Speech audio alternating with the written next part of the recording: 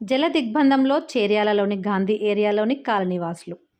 చేర్యాలలోని గాంధీ ఏరియాలో బ్రిడ్జి నిర్మాణం జరుగుతుండటంతో చెరువులోకి వెళ్లాల్సిన నీరు పలు కాలనీలలోని ఇండ్లలోకి వచ్చి చేరుతుంది.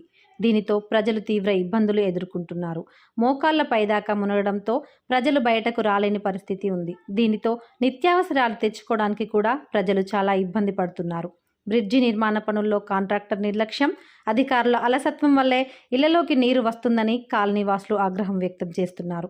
ఇప్పటికైనా అధికారులు చొరవ తీసుకొని ఇబ్బందులు తొలగించాలని వారు విజ్ఞప్తి చేస్తున్నారు. హిందుస్థాన్ మీడియా ప్రతినిధి చేర్యాల.